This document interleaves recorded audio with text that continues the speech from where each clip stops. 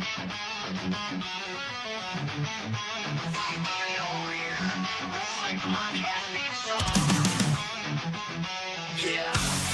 we ready. This is for the Warriors. Blood on the mat, sweat on my skin. I've been fighting for a win, don't need no gimmick. When the lights go down and the crowd starts to roar, I'm coming for the belt, man, I'm coming for more. The struggle's real, but the hustle's heavy. This ain't a game, it's a fight for the ready. We fight through the noise, breaking down walls. Every time we fall, we rise, stand tall. They talking, they hating, but we keep moving. Ain't no stopping the crowd, we choose it. Through the blood, through the pain, we living for the glory. Through the hurt and the shame, we fight through the noise, can't hear a thing. We making our moves, we own everything. Wrestling through pain, breaking all chains. This is our world, and we taking the reins. Rise up from the ashes, rise from the dirt, from the first bell ring to the final hurt. We fight through the noise, we won't be ignored. This is our story, we're taking the floor. Through the ropes, through the climb, we don't quit. Ain't no fear when you're fighting with grit. Body slam, then we stand, take the blow. A real champ knows when it's time to grow. Tearing up the ring, tear up the doubt. That's right. We're back, baby. We are back. Welcome to your once a week colon cleanse, the OGs. Colon cleanse? It sounded right. It sounded like the right thing to say. Why, I don't know. Okay. Literally just popped in my mind. Yeah, what can I say? I'm always one of your hosts, Mikey. Next to me is Mr. Joe V. And down below we have, as always, the greatest source of knowledge in wrestling outside of Jim Ross, the Moostadon. Thank you. Yes, you're welcome. And I'm sorry for you. You know, can you get some help for that? Maybe. I don't know. I feel bad for him. I mean, I can understand, but so we got a lot to talk about this week, including some Money in the Bank results, some Monday Night Raw results. But I want to lead off with, I think, maybe the biggest surprise. I don't know. It seems like I feel like there was two big surprises these last few days. One, the return of Ron Killings, and the other is what happened on Monday Night Raw in the World Heavyweight Championship match. Which should we start with, gentlemen?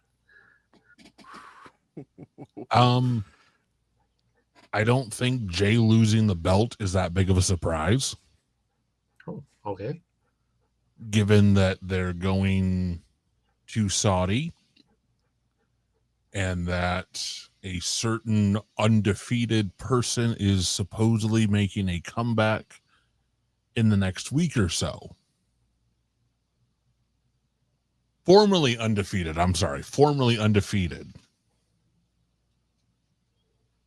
So the rumor and innuendo is that Bill Goldberg is going to be making his return to WWE to have his retirement match with Gunther.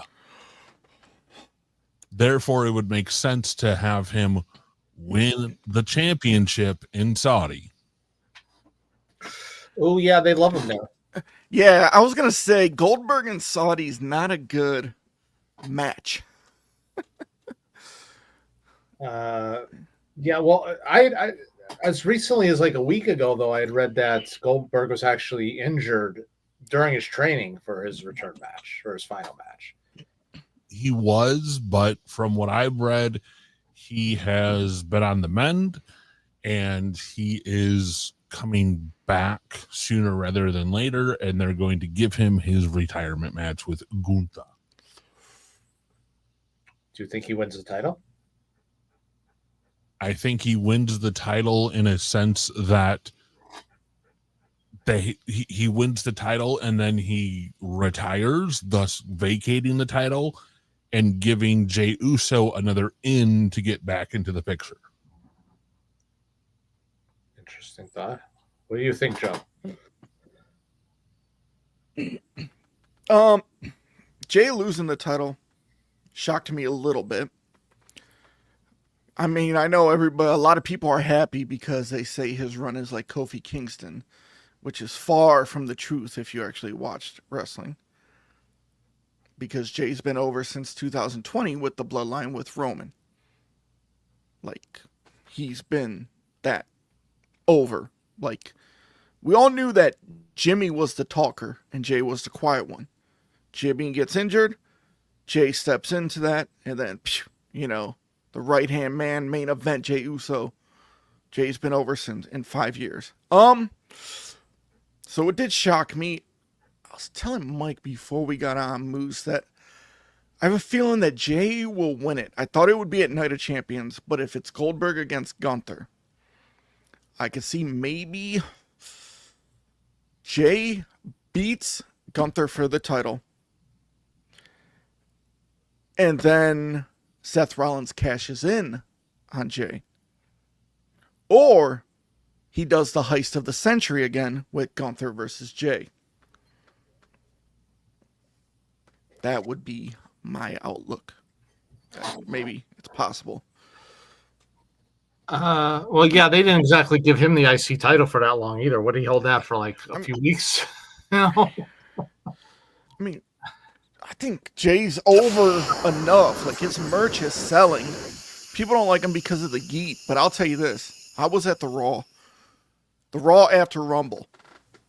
When he came out, that was the loudest I ever heard a crowd live. Like, it was crazy loud. Like, if you go to a WWE show and, like, when he comes out, that whole crowd is going. His merch is selling like crazy. I think he'll stay in the main event picture. Like I said, I think he gets it back. But it's weird because now you have two heel champions. So, like, it's like... True. But, I mean, maybe they did do it for Goldberg. So Goldberg can face Gunther. And, I mean, man, if the title goes vacant, can you imagine an 8-man tournament? Like, that would be nice. Or something. Well, here's the thing: isn't Night of Champions at the end of this month, June 20th? So they don't have a lot of time to build this up. If they're going to bring, like, Goldberg needs to come out, like he should, you know, like really. I'm just saying, literally next Monday, like he's got to start to build for this. But you know, I understand what you're saying. That makes sense in that respect. I really kind of feel bad for Jay because, like Joe said, I last year I went to a SmackDown show, and ironically enough, one of the dark matches was Jey Uso, who was on Raw, versus Gunther, who was on Raw, and I was like, okay, but when Jay came out, that crowd was just so loud. The two loudest ovations I ever heard in both, but whether it be boos or cheers or whatever, just noise in general, was John Cena. Way back in 2012, and I kid you not, I suffered hearing damage from that. It was that loud. When you say that the seats, you know, you feel the seats vibrating, the rafters are shaking. That's what it felt like. My seat in the arena was shaking. That's how loud it was. With boos and cheers for Cena. That was the loudest. That was the number one loudest. Jey Uso coming out last year was number 2. I don't know. I mean, there's part of me that thinks maybe he won't get it back. I mean, he's getting up there in age. You know, was this his token kind of championship reign? You know, to say, you know, sort of like Kofi Kingston, although he's a lot better at Kofi Kingston, to just say thank you for all you did, blah blah blah, all that stuff. Here you go. I could say a world champion. I don't know. I guess only time will tell. But I don't know. I guess my problem with it is I shouldn't care. It's, you know, this is wrestling. It's scripted, but I mean, only 2 months, you know, after all that build up for how many months for him to finally beat Gunther, and he finally achieved the impossible. And then, you know, right as soon as they have the rematch, it's over like that. I don't know. I mean, I see both sides of the story. I don't know. Personally, for me, I was surprised, though. I really was, because I didn't think they would do it that quickly. I know it was going to happen at some point, but I didn't think they would do it that quickly. Hey, Roy, good evening, sir. As always, Drew is here. Happy to see you, sir. So, going over the upcoming schedule for WWE, you have Night of Champions June 28th. Then after that, you have Saturday night's main event July 12th. Maybe. Yeah, could And then be. you have SummerSlam. Programming what? Huh? So I say counter programming because AEW All In is also July 12th. Yes. Well, isn't that convenient? That's amazing how that worked out. Huh? What a coincidence. Because I'm watching AEW right now. Their second week in a row as a 4-hour show because they're being preempted or they need to get their programming in, but because of NHL or whatever, The Stanley Cup, yeah. Yeah, they can't do Saturday night. You know, as much as WWE tries to say they don't care about AEW, it's kind of obvious they do in some respect. Because otherwise, why would you keep booking stuff against their shows? I mean, seriously, you know. And that's true because if WWE is now such a business with the releases and with the whole new direction and the rumor that they're going to push out Triple H and all of that, why would if you're going to be an entertainment company, why would you worry about a wrestling company? Because you could consider AEW a wrestling company at this point. Why worry about something that's not in your realm? Well, do you think booking on the same day as the other show, the same as giving away results of the other show on the same night? I think the whole counter programming thing does go back to it goes back to the 80s, obviously, because WrestleMania 4 Clash of Champions won. That's the biggest counter programming thing in history. Is you had the pay-per-view that launched Macho Man back into the stratosphere after his IC title reign, and then you had a free event on cable TV, which is exactly what they're doing again, but the roles are kind of reversed. WWE is going for the free event, and AEW is presenting the pay-per-view. And obviously, it's not the same because JCP was doing the free stuff and WWE was doing the pay-per-view back in the day. So I think it comes down to why not schedule things like that? Because look at this past weekend. Like this past weekend, we had Money in the Bank. We had Worlds Collide. We had a GCW show on Saturday night, Tournament of Survival. And they all kind of like intermingled with each other as far as timing goes. So I think what's happening in the wrestling space is that everybody looks at like the same time frame, the same dates, the same weekends, and goes, everybody's going to be watching wrestling. Let's just put stuff out there and let people choose. And to me, that's the beauty of wrestling, is that you can choose to watch what you want to watch. True, very true. I would say, though, I mean, we've been hearing about how the ratings for Raw have been going down, and let's be honest, AEW's ratings haven't been great in a while. Are they maybe shooting themselves in the foot by counter programming against each other in the ratings perspective? I don't think it's a shot in the foot. I think it's one of those things that's always going to be prevalent when there's two major brands of wrestling, if you will. Because in some people's eyes, WWE is still wrestling. Mm-hmm. As our bald-headed co-host, who is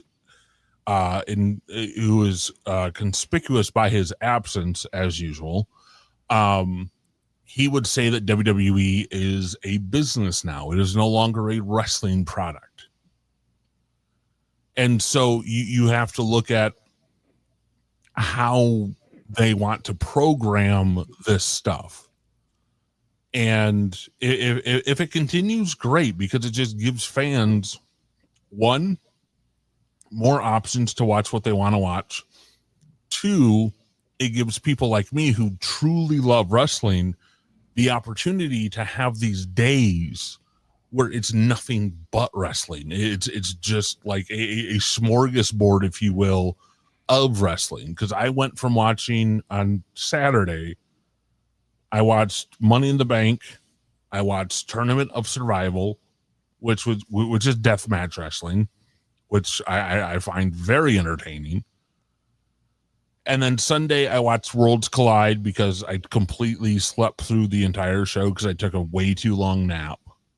But then I was also able to watch Cage of Survival that night, which we can talk about what happened at Cage of Survival if you want.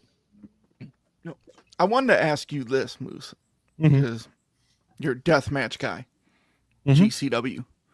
Do you think GCW is the American version of FMW? 100%. 100%. Because if you look at it in the context of what they're doing, they're definitely following Onita's love of the violent aspect of wrestling. They don't do it all the time. Like they have their special events like Tournament of Survival, Cage of Survival, things like that to where they highlight it. And yeah, they might throw a random death match onto a GCW card just to kind of keep up with appearances. But yeah, if you had to look at the landscape of wrestling, yeah, you still have Big Japan Wrestling in Japan, which is a deathmatch promotion. But stateside, yeah, you could definitely say GCW fills the void of an FMW for when FMW was broadcast on American television. Was GCW the event where the crucifixion thing took place? Joey Janela chained to a barbed wire cross with a skewer crown in his head. So here's the backstory. So him and Atticus Cogar had a dog collar match. It was pretty good. I mean, dog collar matches aren't for everybody, and they're not everybody's cup of tea when it comes to wrestling. But they were really telling a story of how Atticus is coming back into GCW. He's bringing his family, this gang, so to speak, mentality. And Joey Janela is this lone wolf in GCW. And yeah, so at the end of the match, they bring out a barbed wire cross. Like they brought it out. Atticus, his brother, and their cousin brought it out. And then they took the dog collar chains and they chained him to the cross. And then Atticus took like 2 fistfuls of skewers and stuck them in Janela's head. Hopefully Kurt Angle wasn't in the crowd. Yeah, I was gonna say the last 2 times I can remember them doing something like that in wrestling. It didn't really go over well. Yeah, the aforementioned Kurt Angle ECW incident with was it the Sandman, I think, who got crucified that time, if I remember correctly. And then I know a lot of people got upset when the Undertaker did Austin Steve Austin to his symbol, which happened to look like a cross. Although, yeah, that was obviously the tamest of the 3. I don't know how I feel about this, honestly. I mean, I saw a little video clip of it. I didn't know like really what was going on with it, the backstory. I just knew that it happened and stuff. I mean, so the backstory that Atticus told in the ring is 4 years ago, him and Brett Lauderdale were having a conversation about stuff, and Joey Janela burst into the room and said, "Fire this guy, screw this guy, he's a problem, blah, blah, blah, blah, blah." So so Atticus is out for blood as it comes to Joey Janela. And yes, they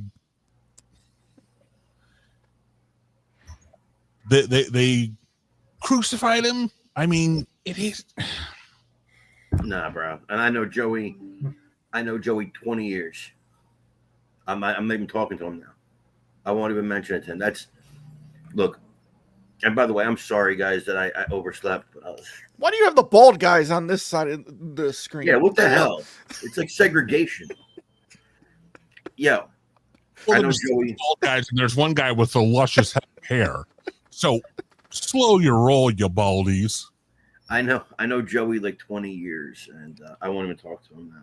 There's a line, and my question is, and Mike knows, we've talked about this before. Why is it always the Christians?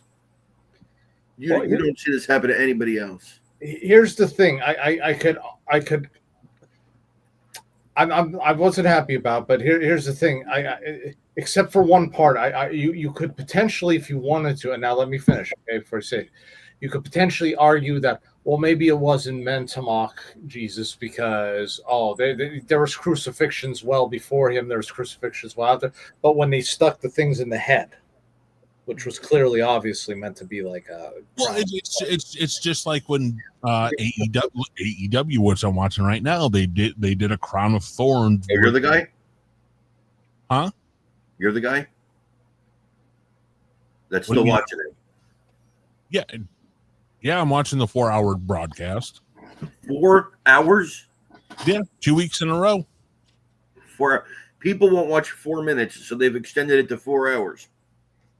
Well, they have to because they have to get 4 hours of programming in a week, and they can't on Saturday. They can't do their 2 hours on Saturday because of the Stanley Cup. So here's my guess. There's 2 people in the world. 2 people in the world watching 4 hours of AEW a week.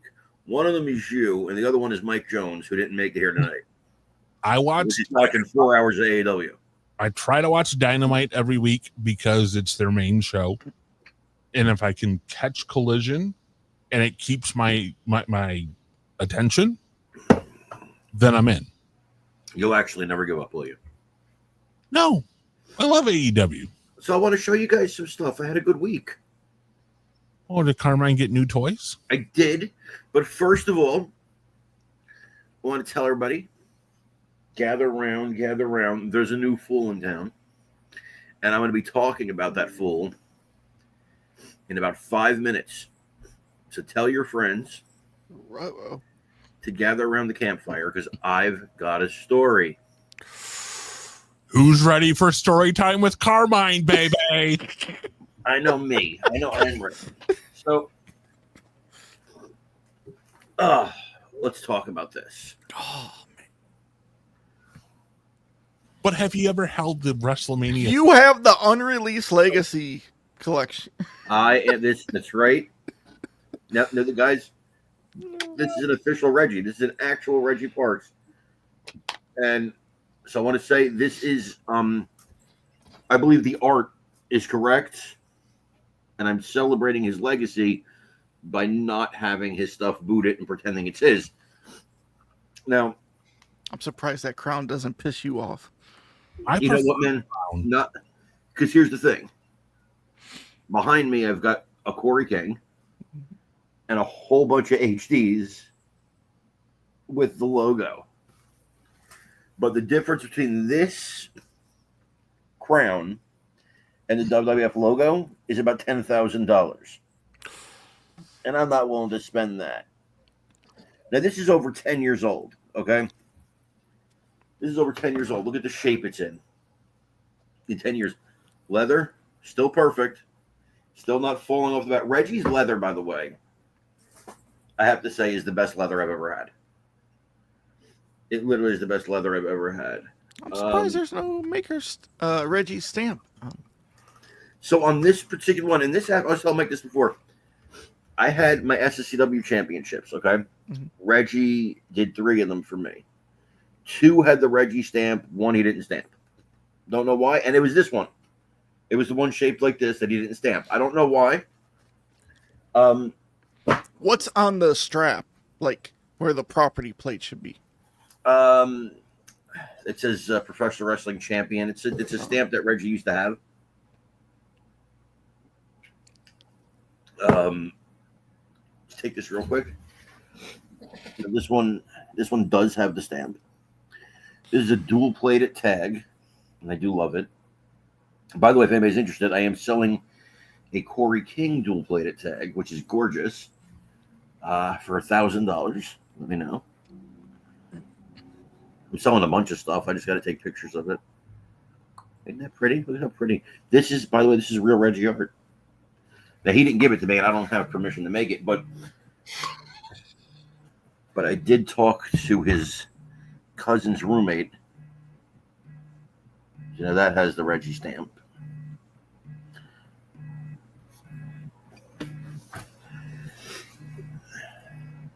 Isn't it pretty? Look, now this is the WW logo, which actually goes for a lot more than I paid for this.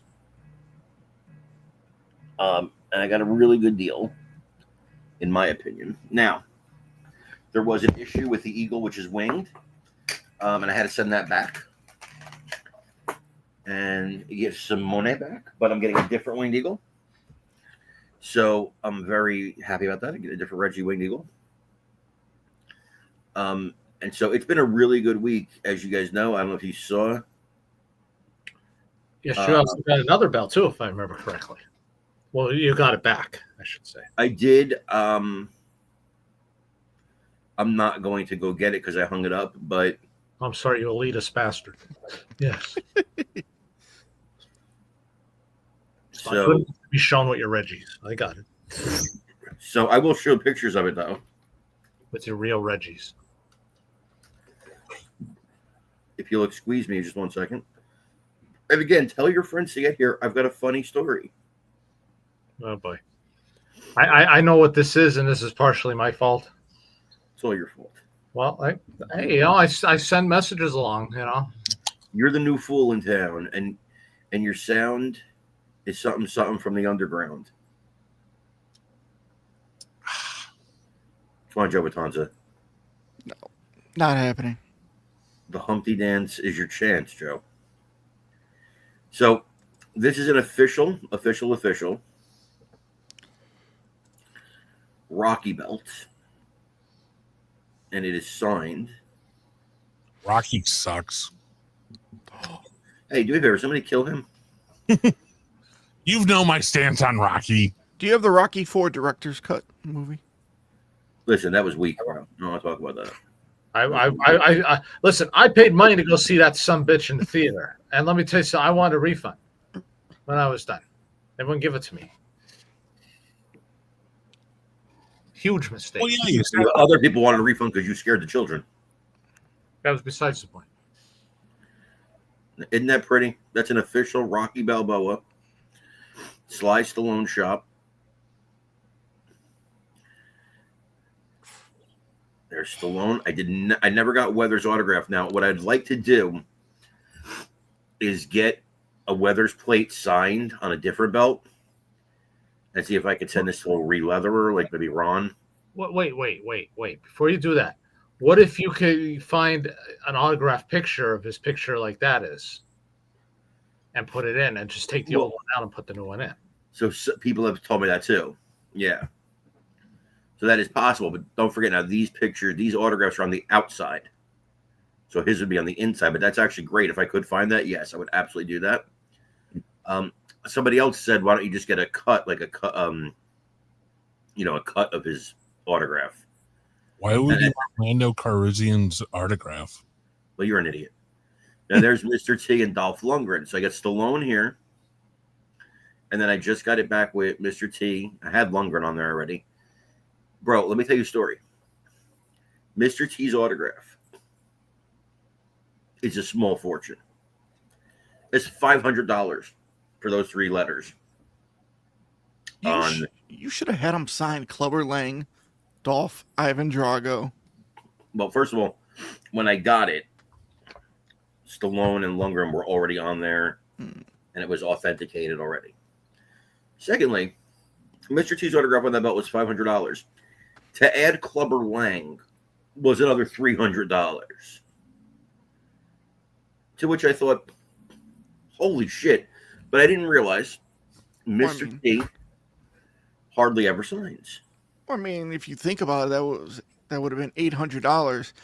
I mean, that's how much people would spend in therapy listening to his Hall of Fame speech. Very true. Yeah. I heard in some parallel universe it's still going on as we speak. So I'm getting my other Reggie I'm getting is a winged eagle. I can actually say now. FWF logo, super clean, from Ron Edwardson. Now, I wanted to ask you guys this question, and again, I'm about to bury somebody. Shit. Again, call your friends and neighbors. Carmine's going to bury somebody in a few minutes, but I wanted to ask you guys' opinion on this. I've already heard Mike's, and Moose doesn't give a shit, so I guess I'm asking for Joe Batanza. can give an opinion, even though fuck the hobby. I do want your opinion, but I know you don't give a shit. If I were to get these belts replated, and I'm not sure I'm going to do that because these two are pretty nice actually for 10-year-old belts. But if I got them replated, somebody said to me, well, then they're not really Reggie's anymore. Which I don't think that's true. Reggie made the art. Reggie made the belt. I don't think restoring it makes it not a Reggie anymore. What say you guys? No, that would be like if you had a Porsche and, it got weathered over time and stuff, and you went in to get it repainted and to say, well, it's not a Porsche anymore. Because What makes sense, right? Paint job. To tag on Mike's thing, if the art's still the same, if it's the original plate, it's just like taking a classic car and getting it repainted. Now, I did not have his roommate's girlfriend's uncle's cousin's Harriet twice removed permission on this, though. Now, are you thinking about getting it replated? I am thinking about getting it replated because Ron could do it for you pretty fair price. Can I? Okay. Why are you thinking about it? Just to restore it, Okay. But again, the price is really, really nice, and I don't know if that's Ron's price for everybody, so I'm not going to say. I don't want to give prices out, but it's a nice price. It's fair. To play the devil's advocate, to replate something, isn't that taking away from the luster and the glory that it really is a Reggie, that it's an original piece? There is that. There is that too. That the weathering over time is part of the character. That's what I was gonna say. Like, if it was me, like, I understand where you're coming from, Carmine. Like, you want to make it look brand new, I'm torn on it. I'll be honest. I'm torn on it. But to leave it like how it was, like, like the age of it, like. Yeah. Like the one thing that makes me love my belt so much is because it has that aged look. Like the US title that Carmine said. That's only because before I sent you the title, Mike made love to it. I thought I smelt Pittsburgh splooge. Oh, gee. Yeah, but I don't live anywhere near Pittsburgh, so there you go. Well, no, I'm just. Maybe somebody else from Pittsburgh was on top of it before me. I don't know, but I mean, what I'm saying is, like, my NWA US title doesn't have a perfect US in it. It's all kind of like congealed together. But I love that about that belt. I still have the same memories of that belt from my childhood. And the fact that I can look at it, that's cool, right? Yeah, it's still cool, and just like my what else do I have? I gotta go get my box. My belts are in a box. That's what she said. Oh wait, well, it's like the Winged Eagle belt. We three of us on screen love, so. Like, because if you look at the Winged Eagle in 92, early 93, it had the chipped wing. Like, it was just beat up. Yeah. And I know a lot of people have got a Winged Eagle to replicate that. Yeah. Then you get to SummerSlam 93, and Yokozuna's backstage in an interview, and that title is brand new, and you're like, whoa. And you could tell. Yeah. You could tell. My feelings on this are this: if it was like a actual ring used belt, then I would be like, yeah, you want the weathering to be part of it because it's part of the history of the belt stuff. But I mean, this was somebody's collection and stuff, right? It's somebody had made. So to me, I would have no problem with replating it. The thing is, I have no problem either way, right? And so I'm thinking about it, but. Something Vitanza was just saying, and something that Moose was just saying here too. Moose started it. I think sometimes we've been in the hobby so long that we lose sight of the holy crap. I was looking at this belt when I was a kid. Yeah. Holy crap, I was watching this when I was a kid and dreamed of holding a title like this. So when Moose says his art's not perfect, now I'll tell you something.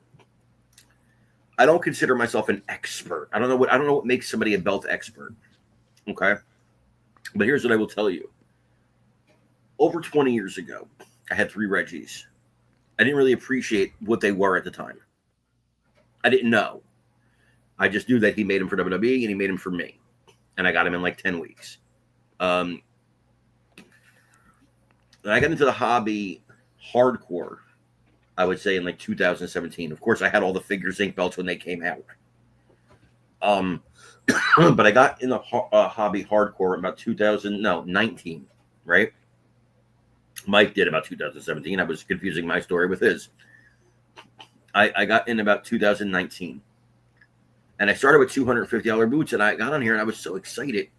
And I told people, like, these are as good as the Reggies I used to own, and people wanted to tear me apart because I didn't know. And I wasn't an expert on it. And can you guys still hear me? Yes. All right, my computer's like blinking on and off. So I didn't know any better. And so I started with $250 boots. And I thought they were the greatest. Then I went to Overtime. I got some shop belts. I thought they were very nice. But they didn't have the strap. They didn't have of a real belt. Now, over time, the straps have gotten so good and so much better. And the shop really has made it to where you don't need boots on a lot of these belts anymore because the shop's so damn good. And so that was, and then I went to like some CNC stuff. I didn't like CNC. Then I graduated over to HD, high-end classic shields, HD stuff. And now I got, 3 Reggies sitting in my house. And I got another Reggie on the way from Ron Edwardson, which looks gorgeous. So I would say I've fully graduated in the hobby. And I've actually, unlike, I think a lot of people hit the hobby at all levels. There's a few, right, that have hit the hobby at all levels. And here's what I can tell you from my experience. I don't consider myself a belt expert. I don't know what that entails. I don't know what school you go to become a belt expert. But I can tell you as somebody that's held them all kinds of belts at this point. And some of those $200 boots were fucking brutal, by the way. Leather-wise and everything were brutal. But generally speaking, we get Reggies for ourselves. We get high-end HD for ourselves and for other people in the hobby who appreciate what it is we have. And we could sit there and talk like, like somebody who's got a real Picasso, right? Or whatever. But your average person that comes into your house, wrestling fan, that comes into your house and thinks that when they see your belts that it's the coolest thing they've ever seen. I'm telling you right now, that average person, 98% of the world, maybe 99% of the world, cannot tell the difference between this and this. This and this. They can't tell. I'm here to tell you that. They can't tell.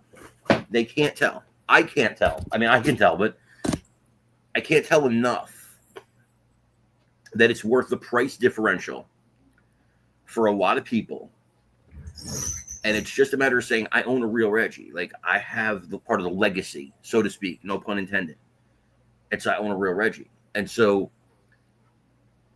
I think that's what it's about, because the difference in the etching, the artwork is that 99% of people that come in your house don't know diddly dick about the artwork. They don't know nothing about any of this. They see it on display. And so what I'm here to tell you is, if you've got $250 belts, don't let anybody make you feel like you don't have something really cool, because you do. And even the $250 crappiest boot of boots is better than anything you could have imagined having in your hands when you were a little kid watching wrestling. It's better than anything you could. It's your dream. It's the dream we all dreamed when we watched that. on TV and dreamed about someday holding one of those belts, and you got your $250 Pakistan boot, fucking love it, right? Because it's still really cool. And are there differences? Yeah. The Reggie belt has leather that's still on it, the original leather, without the backing coming off from 10 years ago. Try and find a Pakistan belt that can go a year without having the backing coming off. You're not going to find too many unless they're high-end HD. And now it's time for me to bury somebody, but I'm going to go get a drink. Mike? Wait. Before you do, though, I just have one thing to say to you, though. Yes, sir. You actually do have one more level you can go to I'm listening. with belts. And I would call this the bodily fluids belts. Like, Oh, Jesus. For instance, the I'll be right back. the NXT Women's Championship that Xavier was. Oh, God. You know, I mean, really. I mean, what else could you have? You know, that's the next level for you. You keep going up. You know, I'm sure Ric Flair had his share on a few. So, you know, I mean, that's your next step. I mean, really, you know, now you get a piece of the wrestler with you, you know, at all times. That's Now we know how the Chrome Ryan got the bend at the top. That big old hog. That would not surprise me, actually, at all. Oh, he's gonna bury somebody. I thought we were gonna have a drama-free show. I guess. Is he looking for a horseman? Go by the name of Rick. He's looking for the horseman, daddy. Friday night in the Omni. It's gonna be War Games, daddy. The Monkey Brothers. Moondog Spot. Moondog. Did anybody Ricks. remove Mike yet? No, I'm just saying. You know, you're always looking for the next level to go to, and I'm thinking that's really what's left. You know. I find it hilarious, you know, Carmine brings up the belts as a kid.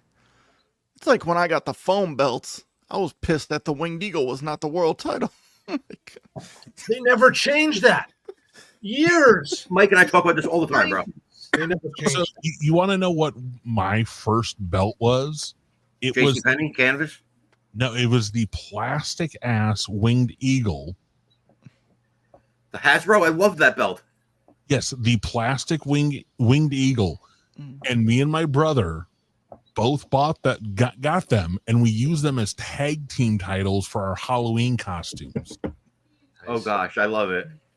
I had that one too, and I loved it up until about a week after I got it, and the sticker plate started to peel off and started to bubble. No, I'm talking like it's like die cast plastic.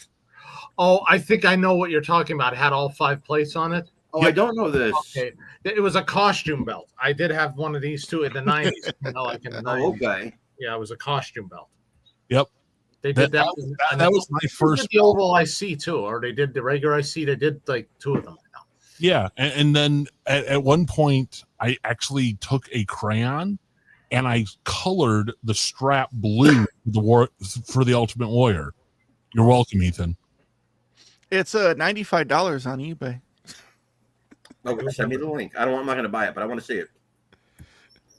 All right, story time. Here we go. Story time with Carmine, baby. So first of all, I want to start this story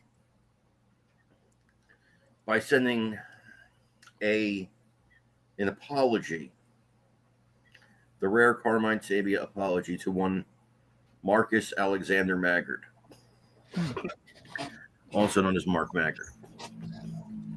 Because I had this guy on my show, and this guy had a story to tell about Mark, and I was annoyed with Mark at the time, and I absolutely just wanted to believe the worst about him.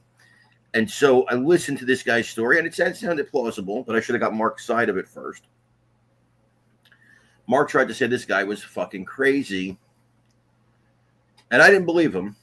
I thought it was mean, until I found out this week that this guy's fucking crazy. This gentleman, and I hate to do this, but this is actually, to me, honestly, I thought about this. I thought about telling this story or not, and I thought, he did it to Maggard. He's done it to me. He's done it to other people. People need to know before they get involved with somebody who's absolutely crazy that person might be absolutely crazy. And I don't say this as a mean thing. I think there's something wrong. I think there's something wrong with this person on a level that it's beyond my scope of understanding. It's, I can't really judge. But there's some mental problems. This man's name is Jonathan Michael, and there is some indeed emotional issues. I don't know what it is. So Sunday night came along, and I was talking to him. He had mentioned an interest in buying this, which is my Corey King Intercontinental. And because I got the Reggie, I was thinking about selling the Corey King. I'm still debating it. I haven't decided yet. But at that point, I thought I was going to for sure. And I says to him, listen, I'll send you some pictures tonight. This was on, God, I want to say Sunday night, Mike, was it? I'm not sure. I think so, but I think. So I'll send you some pictures tonight. I fell asleep. I was exhausted. As you guys know, I slept through half this show tonight. My work, and Mike works with me, is extremely taxing. It's a tough job. It's not as tough as some other people's jobs. I'm not going to say that. But it's a tough job, and it's mentally like a tough job, Maybe you need a vacation. Like, you should go to California. I hear it's nice right now. I get a day off every week. And I could take more time off, but I miss it. I miss it even on my day off. Mike will tell you, I come into work on my day off and she's like, oh, guys, this story happened. This is breaking. Because I love what I do. I'm married to it. Like, I love what I do. You have a get-to job, not a got-to job. Yeah, correct. And I love it. I love it. And, it drives my girlfriend nuts too, because we'll be, together at night, and like we're watching TV, and I'm like, put on CNN real quick, or put on Fox News real quick. I want to see what's going on. Like, I don't want to be out of the loop for like that long. And so it's a really cool job. Anyway, I'm very blessed to have it. Thank you, God. Thank you, God, Jesus, and Holy Spirit, all day, every day. I love what I do. So I forgot. Amen. Forgot to send him the picture. So next day rolls around, and golly, I don't know if you guys saw, but there was riots that broke out in Los Angeles, so my job got a little busy. Didn't have time to take out a belt. I have a bunch of belts I got to sell. Honestly, I took them out. They're in their bags. I took them out, and I'm going to sell them. Mint condition Figures Inc., by the way, with the bags. WWF logoed belts. I'm going to take pictures of them eventually. And some other belts I got to sell. I didn't have time to take the pictures yet. I've been really busy. And so I didn't send them the pictures on Monday. And what happened is, if you've ever seen my messages, especially from people in the news field, whatever, if you message me at 5 o'clock and I don't see it at 5 o'clock and it gets to like 8 o'clock, it's buried under like 20 other messages. I may not see it for days. And that's not... It sounds like when I say that, wow, what an egotistical bastard. No, it's just a fact. I get a lot of messages. Between the hobby and news, people are messaging me all the time. So he messaged me again about not sending him the pictures. I didn't see it. So I posted my Reggies, and I was very happy with them.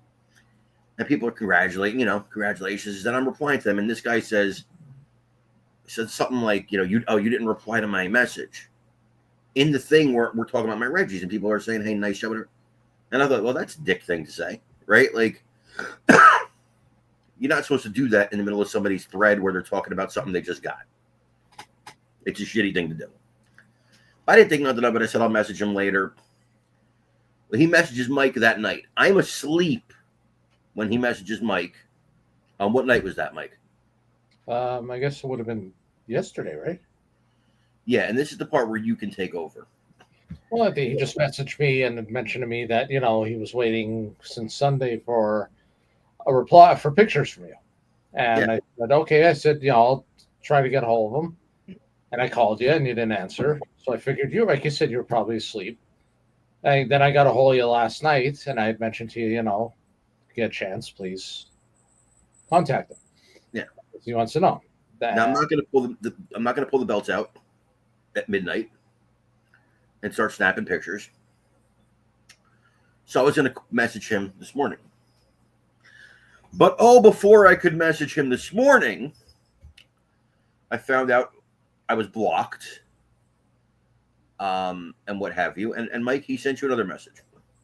Yeah, it was just kind of like, you ignored him, and you were able to post the stuff about the Reggies, but you couldn't respond to his comments and stuff. And he knows you're doing it on purpose, and you're just, he knows who his real friends are in the hobby. And I'm like, I don't know what to say to you, bro. Like, I just don't know what to say. So I passed the message along to you. Yeah. But by the time I could try to message him, I was already blocked. And a couple of things stuck out to me on that. First of all, that's a level of neediness that I'm not prepared for. I don't need to sell you the belt. Don't need the money. Yeah, for real, bro. For real. So I'm not in a hurry to sell you the belt. I'll sell it to you when I sell it to you if you want it. But I'm not in a rush. And I just sealed the deal on an FWF. You guys want to see it? I'll show you pictures from Mr. Ron Edwardson. So very, very cool. I'll show you guys pictures in a minute. So I'm not prepared for that level of toxicity, but it goes beyond that. It goes beyond that, fellas. Here's the thing. I'm not prepared for that level of code, but he said, I know who my friends are. And I thought about this. And I thought to myself, what? Dude, I've talked to you and we've been cool. But at what point, and I don't mean this in a jerky way, you're a guy I know and we've been friendly, but what part made you think we were friends? Did we hang out together? Did we, shoot the shit about wrestling and life and real life and all stuff like that? Did we do that? Because if we did, son of a bitch, I'm not privy to that information. I was not aware we did. Did he get a letter from Rex Tumsblad? If He he did not didn't, get a letter. then Yeah, exactly. If you didn't get a Tums Blood letter, what are you doing? You don't know anything about me. So, anyway, I'm really look, Mike knows. I use the word friend very deliberately. Very deliberately. Like everybody on this screen here is my friend, my actual friend who I talk to, who I've talked to for years, who I've had conversations about life with and girlfriends and family and all this stuff. That's a friend. We spent hours. We've slept together, for God's sake, on video chat during the pandemic. We've literally fell asleep together talking about wrestling. we've seen heads in refrigerators. We have seen heads in refrigerators together, and I'm not kidding. Yes, I had heard. I actually wasn't there when that happened, but I did see the video. While a shirtless fat man came on screen and showed them to us. Yo, we never heard of that guy again, too. Like, he might be in prison somewhere. Those heads looked real. It was very scary. One was sitting on his coffee table. But you open the fridge to get a drink and there's a fucking head. Who the fuck puts... If it's a fake head, who does that? Yeah, I love that story, Santana. Yes, that's the kind of shit. You made your belt in 1776. I wasn't made until 77. So that's awesome, bro. I love that shit. That's the kind... I wish you still had that. So, yeah, man. So Those chats. And it's not that I'm his enemy. It's not like, oh, you're not my friend. It's that I don't know you like that, bro. Because guess what? If you were my friend, you could have called me. I think And, people are impatient these days. Like, yeah. So it's fucking weird. So I heard that this morning. I'm like, Mike's telling me this story. I'm like, what? The fuck are you talking about?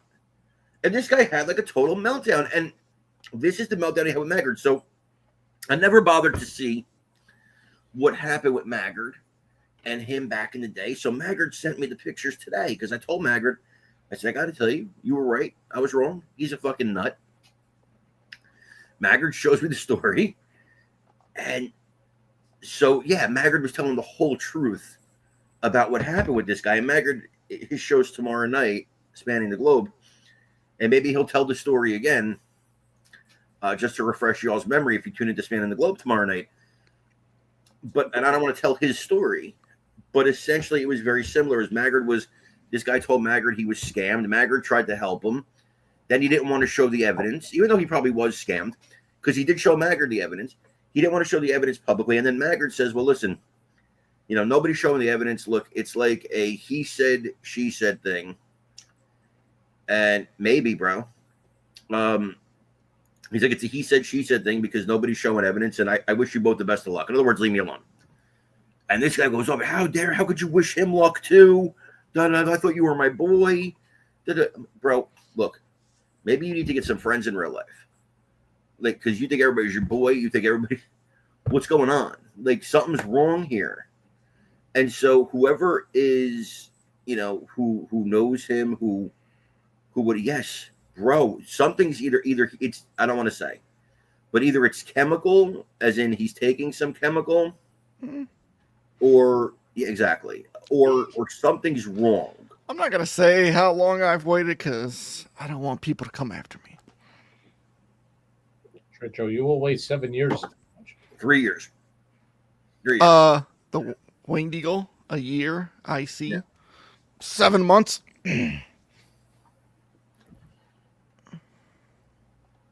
Yeah, bro, what is this? Like, what is this? I know who my real boys are, bro. I know who my real hobbies are. Like, holy shit, what are you so... Yeah. So I should listen to you, Mark. He knows who his real hobby hoes are. He's emotionally disturbed, and I'm not prepared to handle that. I am not qualified to handle that type of thing. Okay, let me ask you this. You might laugh. You think if, like, one of his friends outside of the hobby, okay, or acquaintances, if he calls them and they don't call him back, do you think he blocks them? Something crazy must happen. I mean, he might not have a lot of friends outside of the hobby for that reason. There's still hope. There's still hope for you guys. Oh, yeah, nobody's worked that way. If I'm waiting 5 years, I'll call Dave. God. You might as well move on. I mean, yeah. So I think that if you got to wait that long, I think this guy, like, there might be some serious emotional disturbances. Hold on.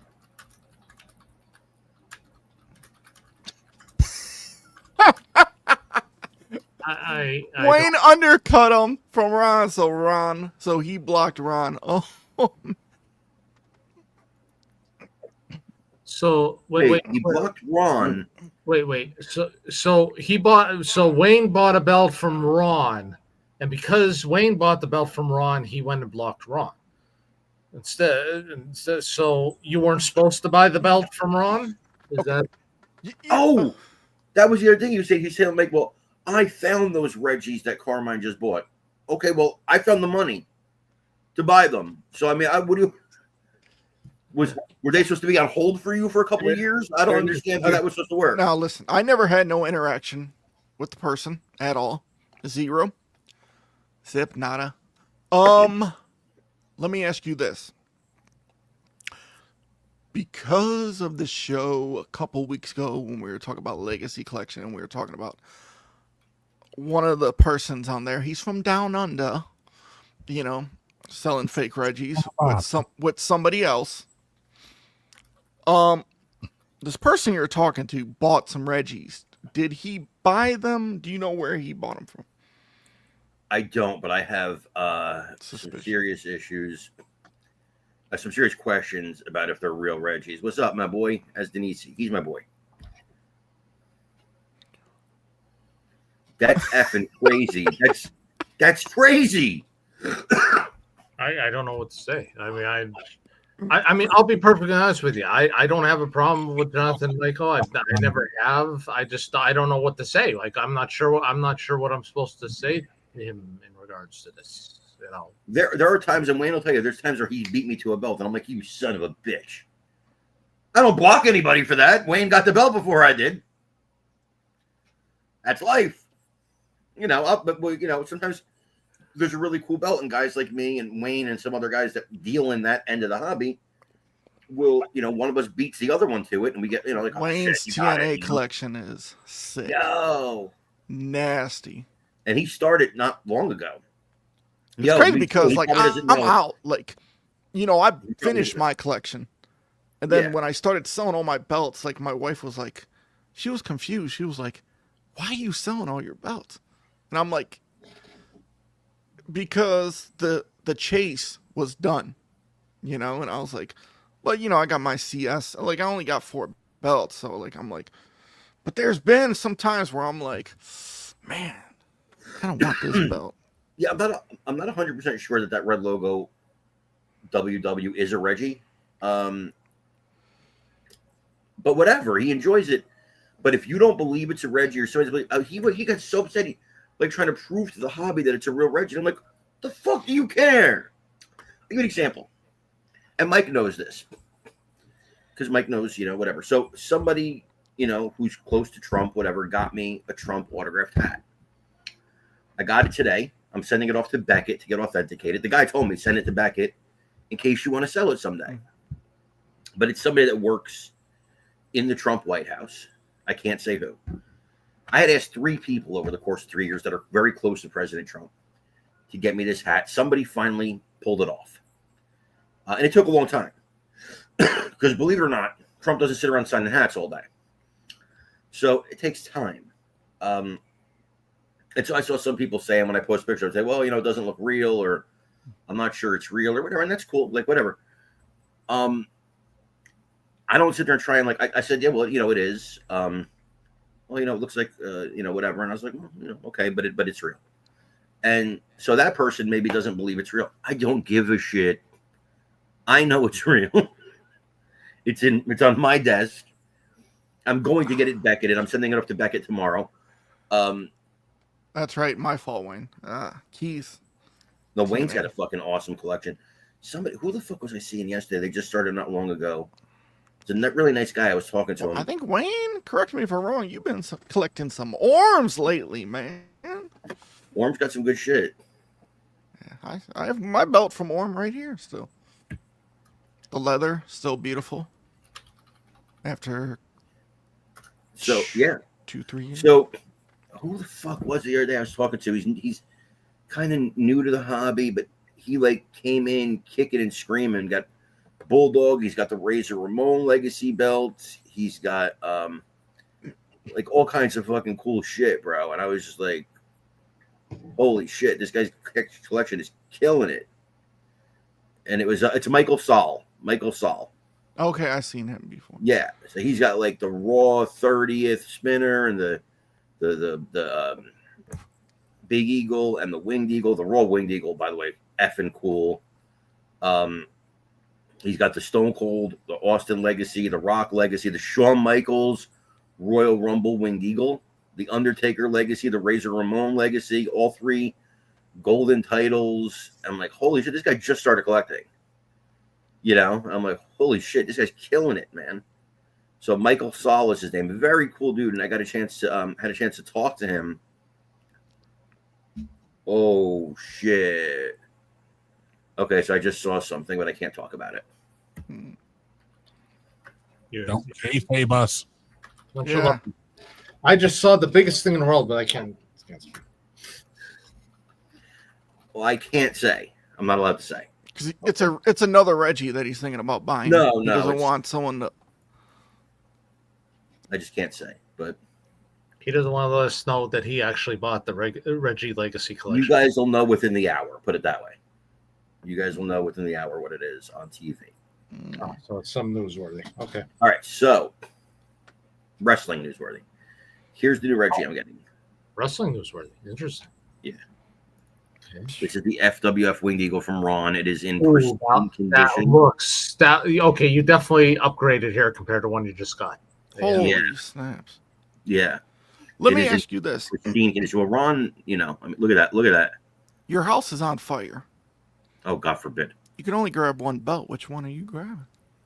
You got the Reggie stamp. One belt. Is it going to be this Winged Eagle? Or is it going to be the WrestleMania 1 tag? I got rid of that belt. The fucking backing was coming off. Mm. So I am officially in love with this belt and want to make love to it and marry it.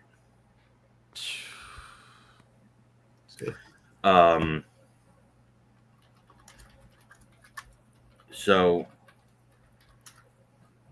yeah. Yeah. So I'm really, really hyped for this belt. Look at that, man. That is gorgeous looking. It is. It's a Reggie in the hands of Ron Edwardson, who takes really good care of it. Mm. And I got a really, really fair deal on it. So yeah, Michael Saul. Everybody said Michael Saul when I said that. He loves gimmick belts. So he's got some rare shit. And I was just like, man, look at this guy. Like he came to the hobby and he's all excited. He's got all this stuff. And I thought, man, that's really cool. That's the kind of shit I like to see. And because believe it or not, this hobby's supposed to be fun. So I'm really excited anyway. I'm really excited about my new Reggies and the new one that's coming. And like I haven't been giddy or happy about belts in a long time, right? Because we get so many, right? Oh shit! Sorry about that. Did somebody say Hot Pockets? That's what Yeah, I I'm attempting to figure out what this is since it's wrestling news, and I accidentally hit a Hot Pocket commercial. I'm like, You're not going to find out. You're not going to find out yet. well, then how do you know we're going to know within an hour? Because I know. Do you know? If we don't know in an hour, you have to give each one of us one of your Reggies you just had. You sound like Joe, my friend Joe. He's always trying to find ways. If this doesn't happen, you have to give me one of the Reggies. I called dibs on the classic tag. Joe could have the Winged Eagle, and I guess Moose. You want the Aircon now? It is, put- Ricky. I'll put it next to my CS Winged Eagle or my UFC V3. But like I said, I can't say because Oh my god! if somebody tells you something privately. I think you need a new case. Are you going to buy like a new shelf? Me? Yeah. Because you're I'll buying all these put belts. a bunch of new. I got to buy a bunch of new shelves. So this room's getting painted, and these belts are actually going into my office. And then there's going to be like less belts in this room. But anyway, I'm really excited. I'm happy. See this, man. It is AEW related. If you buy another cabinet, get an IKEA Rutsta. I think that's what it's called. That's what I got. It's Okay. amazing. Better than a DTOF, in my opinion. How much easier is it to put together? Fairly simple. So I took a picture of like my belts in it, and I sent it to Matt Panetta. Panetta's like, "What is that?" I said, "It's the IKEA Rutsta." He went out and bought 2 and put his figures in there. Oh, Build that's it up. cool. I was thinking about putting my figures in something like that too. Be honest with you. You got to show me the pictures if you get a I chance. will. But yeah, because when we redo this room, I'm going to put some figures, and my girlfriend's really not happy with it, but it's going to be better than this. By the way, Mike, I did talk to Joe Piscopo's people, Yes. and I am getting that signed. So if you had a chance to get Michael Keaton to sign something for you, what would it be? It'd be Batman. Yeah. Easily. Not for me. Not for this guy. Beetlejuice? No. Oh, Johnny Dangerously? Johnny Dangerously. I'm getting a Johnny Dangerously 24 by 36 poster. And my friend is one of the producers of my friend is a friend of the producer of Joe Piscopo's show. So he got me in touch with Joe Piscopo's producer because I told him, I was like, I got to get Joe to sign this. And so I talked to Joe Piscopo's producer tonight. And so Joe's going to sign it for me. I'm probably going to do Joe's show too. But Joe's going to sign it for me. And then Michael Keaton, you got to pay for that signing with original picks. They do great stuff, guys. They do really rare people. So if you're ever in the market for that. So I will get a Batman figure signed by him too, an action figure, the one Mike Joe. If I would have him sign one, I would have him sign this. My I'm going to do that. Mike gold. got me to buy this. Braun Chase, Michael Keaton Batman figure. Yeah, so I am going to get him to sign this for me, but I'm also going to get him to sign the Johnny Dangerously poster. And I thought to myself, Mike said to me today, he goes, when he sees that, he's going to be like, I don't get a lot of this. Right? Because everybody must be asking him to sign Batman or Beetlejuice. Probably does not get a lot of Johnny Dangerously requests. What about Mr. Mom? Yeah, I think that would be cool. Multiplicity. That was a Funny great movie. If you really want to throw him, get him to sign some from Night Shift. How about Gung Ho? Yeah, that's one people don't talk about much either. That was a great movie. But I thought for me, I have my Lethal Weapon poster signed by Danny Glover and Mel Gibson. And I was like, I want another poster to go alongside it. That's also 24 by 36. And I was like, well, I'll get Batman signed by Keaton. And I was like, but I'd really rather have Keaton and Piscopo signed Johnny Dangerously poster. That would be cooler. And so that's what I'm doing. So I'm happy. It's something I I would really have him sign One Good Cop, but that's me. I don't even know what that is. Michael Keaton was in there. I don't even know what that is. I know Mike saw a movie, One Good Cop. That's a different movie. It's a different kind of movie. Moose is falling asleep. I have no idea what's going on right now. Sorry, Moose. I brings the thunder. I brings the joy. I brings the love. He's watching AEW for us, so we can find out what the hell this is. I mean, MJF just wrestled in a very MVP-esque onesie. Yeah, I'm not sure if I can't say it. Like what MVP used to wear, but it had MJF down the back. Oh, okay. I'm not sure if I'm not supposed to say it and I'm not supposed to show it, or I wasn't. Maybe I could say it, but I'm not supposed to show it. But I'm not taking the chance. So I think it's either a signing, a release, or a new belt. I'm thinking one of the three. Can you confirm at least it's one of those three, or deny? I can confirm it's one of those three. What was the one of the three? Signing, release, new belt. I think it's going to be a new belt because Okada and Omega face each other July 12th.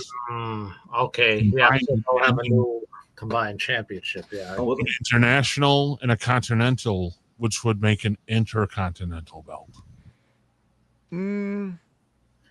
I don't know if it would be an Could intercontinental. be Shotzi Blackheart joining AEW. Attitude Era could suck it. Wayne, it's right here. I actually am willing to sell this, so holler at me. I am willing to, because I made the Reggie investment. And Wayne, there's a possibility he may answer you within a week. I'm not sure about that, but I may answer tonight. Just give me a chance to get everything done in the house that I have to get done. So Everybody's got a price for Carmine Reggie Park Sabia. I'm with Frosty. Also, I love Frosty as a snowman. Okay, so this person is a There's two of us with beards. I don't know who you're talking to. My beard is combed and styled. I'm sorry, Wayne. Don't block me. But I actually am willing to sell the MLW. Just because, golly, somebody's got to. No more hints. Somebody's got to. It's a Pay the piper for the Reggies.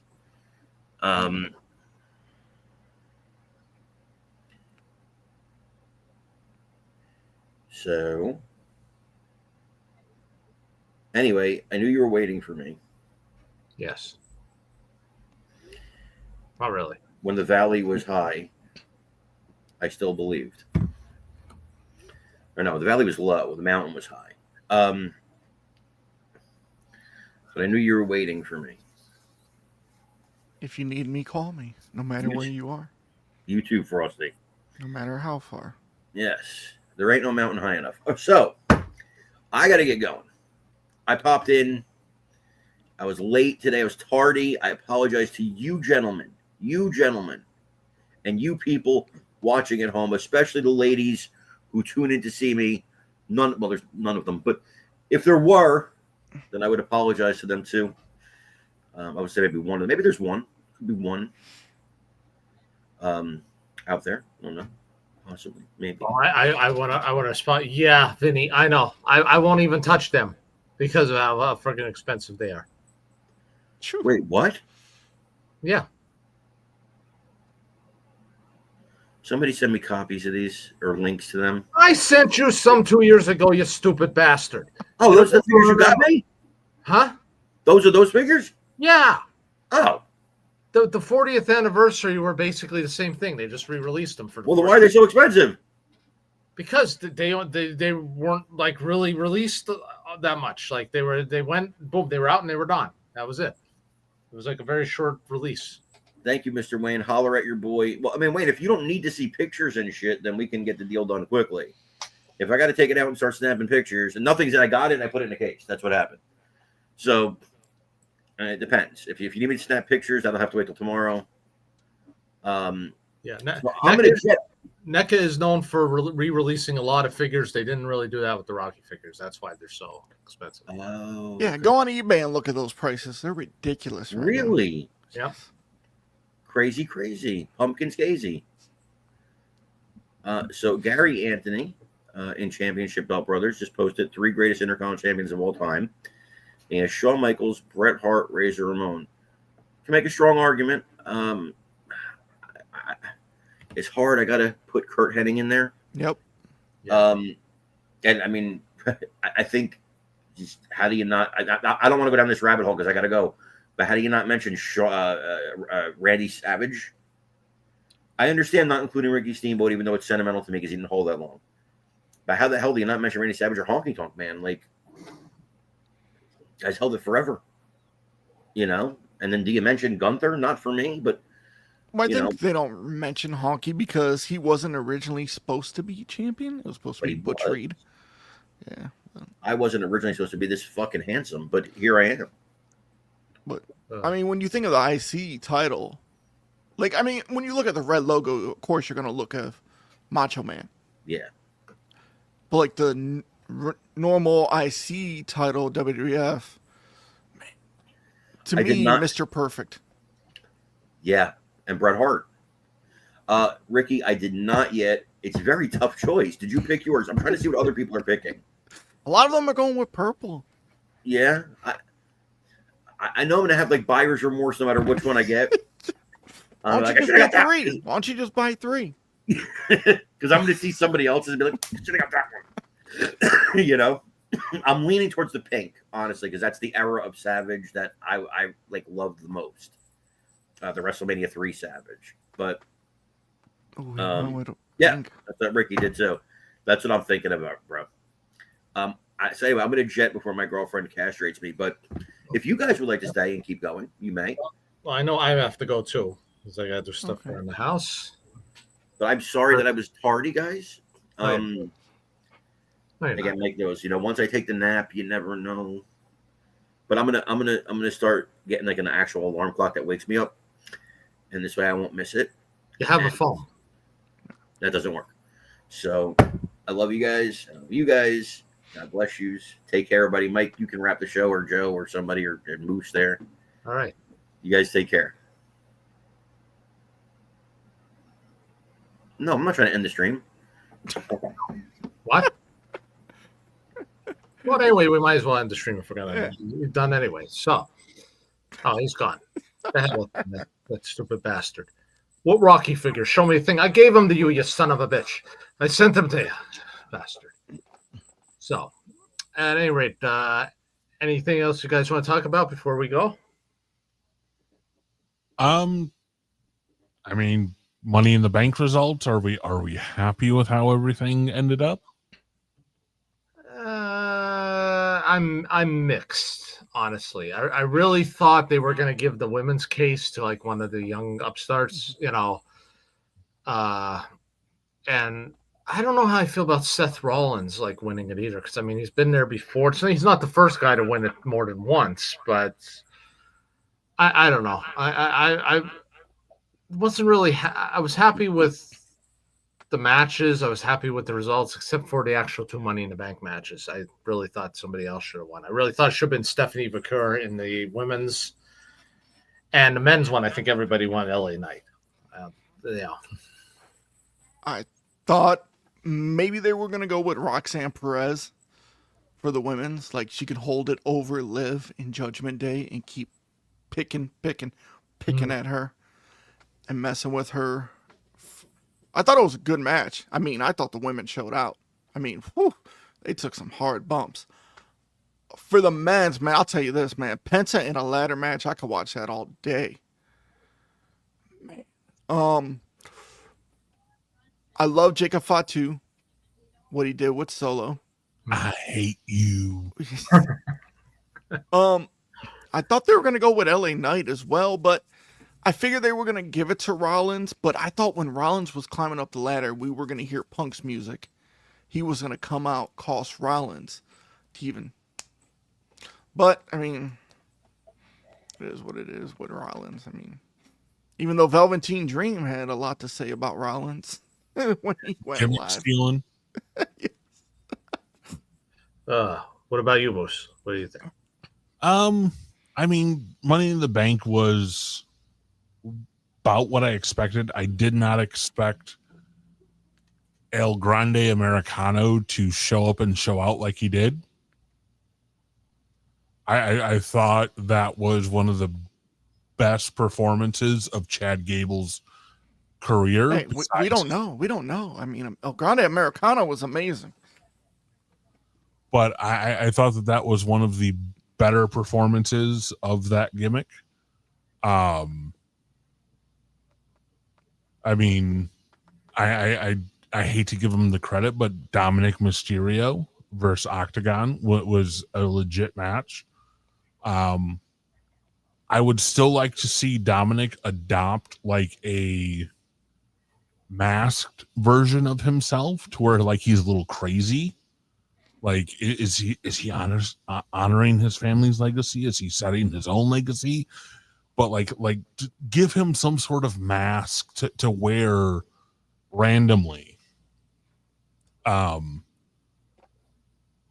then the main event, I mean, Ron Killings is back. What if you did this with Dominic Mysterio? Talk about legit heat if he had a black tiger mask. Yes. Give him the black, like obviously the problem is that it's got to be like altered in a way to where it's like it's Black Tiger, but it's not Black Tiger. Yeah, you could definitely do something like that to where like he's got like the split personality of like, I'm a Mysterio because I wear a mask, but I'm still the greatest Mysterio because I'm Dominic Mysterio and I don't wear a mask. I mean, I said black tiger because that's what Eddie Guerrero wore. Well, yeah. You know, and then the picture that came out this week of him at Eddie's grave site putting the title on it. It's one of those things where like you could do a lot with it, but it's got to be done in a way that makes sense for his arc. I will say this. I think the Ron Killing situation, I think, is not going to work. And I'm going to tell you why. Because I think now everybody wanted R-Truth back. But you're not getting R-Truth back. You're getting a different version of him. You're getting a serious version of him, not a character or a gimmick or a comedy act type thing that everybody would love to do. Getting broken R-Truth. But will that be as successful as? Did you see his new shirt?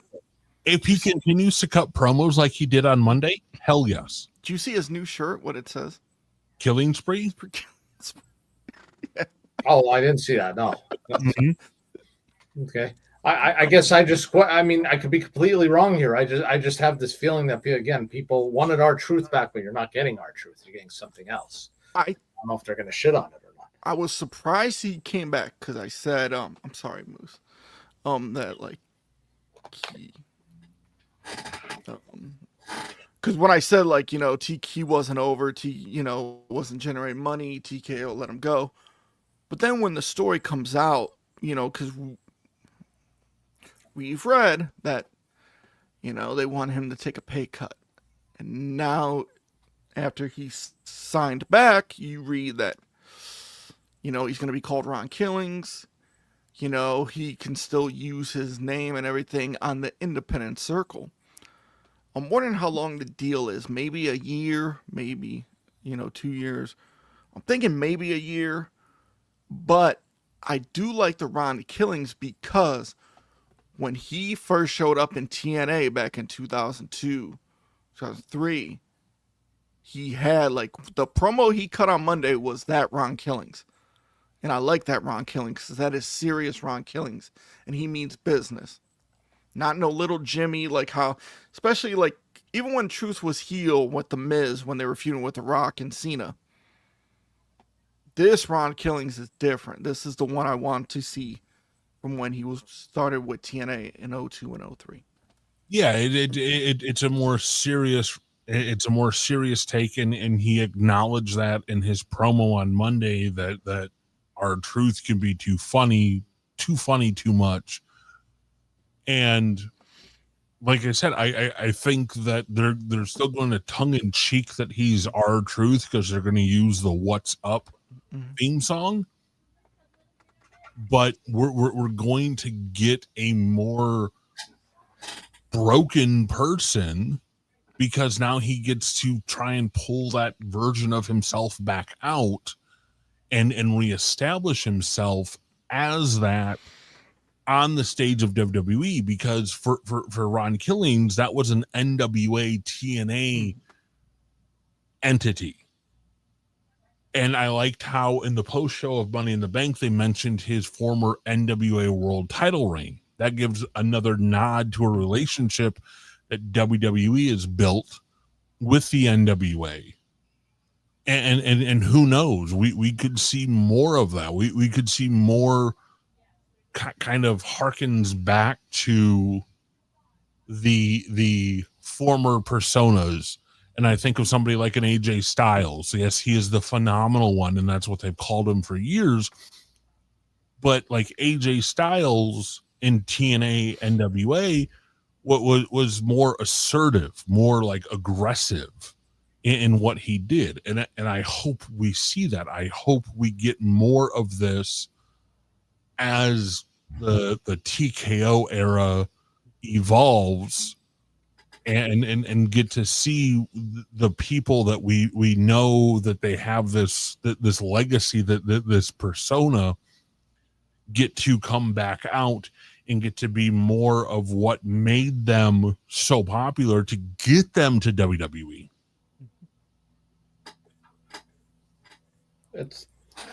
I definitely hear what both of you are saying. Like I said, I just wonder if the fans are ready for this. That's the thing. The casual WWE fan, no. They will have no idea what's going on. They will be lost. They will be hurt. They will be upset. And they will take to the interwebs to vent their frustrations about it. But those of us, like Joe said, who remember Ron Killings in TNA, remember that ruthless persona, are happy to see that come back. We're excited to see what comes of it because we know what he can do. Yeah, he's still going to be super athletic. He's still going to be this anomaly. He's almost 60 years old, I think, at this point. And he can still go out there and he can still do all this stuff in the ring. So people are going to get to see a whole nother side of him and the actual work rate, Dave Meltzer, that he can put into something beyond just being that ho ho ha ha funny look at R-Truth, thinking that the husky pig thing is Bray Wyatt's kid. Like, that's not it anymore. This is Ron Killings, the person who dominated for many years and made himself into a superstar. This is the real person. I mean, like how you said with the NWA relationship, like how Natalya went over there, had a match. You could put Ron Killings in there and have a match. We have a former NWA World Champion. Because if he went over there as R-Truth, I don't think it would work. No, Because you're going to remember, because you're going to know Ron Killings was the NWA champion, not R-Truth. Mm-hmm. Yeah, and you could bring people back and forth and do a whole bunch of different things at this point.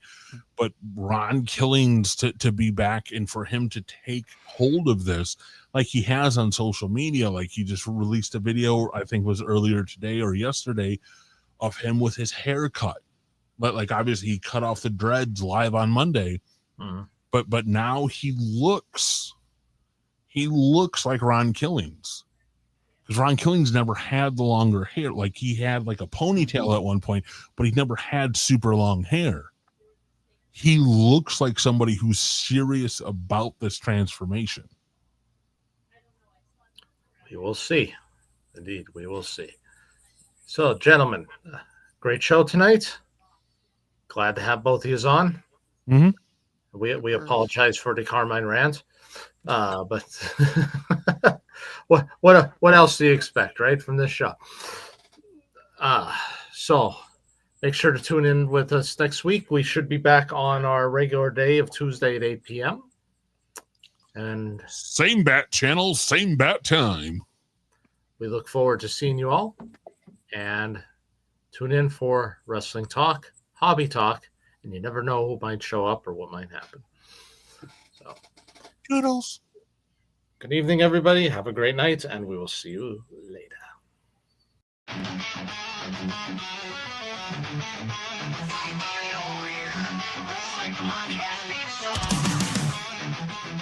Yeah, we ready. This is for the Warriors. Blood on the mat, sweat on my skin. I've been fighting for a win, don't need no gimmick. When the lights go down and the crowd starts to roar, I'm coming for the belt, man, I'm coming for more. The struggle's real, but the hustle's heavy. This ain't a game, it's a fight for the ready. We fight through the noise, breaking down walls. Every time we fall, we rise, stand tall. They talking, they hate, but we keep moving. Ain't no stopping the crowd, we choose it. Through the blood, through the pain, we living for the glory. Through the hurt and the shame, we fight through the noise, can't hear a thing. We making our moves, we own everything. Wrestling through pain, breaking all chains. This is our world, and we taking the reins. Rise up from the ashes, rise from the dirt. From the first bell ring to the final earth. We fight through the noise, we won't be ignored. This is our story, we're taking the floor. Through the ropes, through the climb, we don't quit. Ain't no fear when you're fighting with grit. Body slam, then we stand, take the blow. A real champ knows when it's time to grow. Tearing up the ring, tear up